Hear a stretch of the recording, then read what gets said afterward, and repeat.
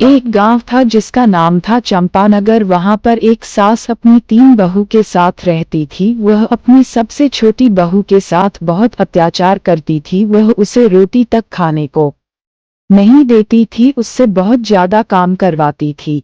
बहू के घर में एक शिशु पाल रहा था। सास को उसे पर भी दया नहीं आई, वह फिर भी उसे उतना ही काम करवाती। बहू हमेशा रोती रहती सी शक्ति रहती, परंतु उसे फिर भी दया नहीं आती। एक दिन सास अपने बेटे के लिए दूसरी बहू लाने का सोचने लगी। कुछ दिनों बाद ही बहू ने एक प्यारे से लड़के को जन्म दिया, परंतु फिर भी सास खुश ना हुई। बहू रोती रही, बिलखती रही, परंतु फिर भी उसे सास का प्यार ना मिल पाया। धीरे धीरे उसने घर की सारी जिम्मेदारियां अपने बच्चे के साथ निभानी शुरू कर दी, लेकिन सास को फिर भी उस पर दया न आए। उसने अपने लड़के के लिए एक नई लड़की ढूंढी और उससे उसका विवाह कर दिया। बहू रोती रही, लेकिन फिर भी सास को उसे पर दया न आए।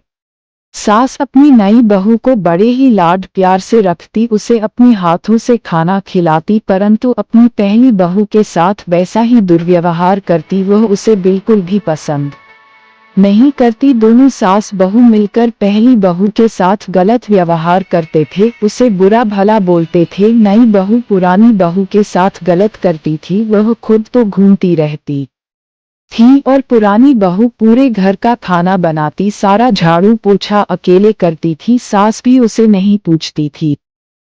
में आते ही घर में अपना रंग दिखाना शुरू कर दिया। उसने घर के बीचों बीच एक दीवार बनवा दी और घर का बंटवारा कर दिया। दीवार के एक तरफ वह उसका पति और दीवार के दूसरी तरफ सास और उसकी पहली पत्नी रहने लगी। वह सास को भी अब सम्मान ना देती और पुरानी बहू के साथ भी दुर्व्यवहार करती थी और उसे खाना बनवाती थी। वह धीरे धीरे अपने पति के साथ भी गलत व्यवहार करने लगी। वह उसको झाड़ू से पिटती, मारती और खाने को भी नहीं देती थी। सब लोग उससे परेशान हो चुके थे। अब सास भी एक सबक सीख चुकी थी। अब सास की तीनों बहुएं सास को पड़कर मारती और उससे घर का सारा काम करवाती थी। ऐसे ही सास को अपना सबक मिला। इसीलिए हमें किसी को इतना परेशान नहीं करना चाहिए कि हम एक दिन खुद परेशानी में आ जाए।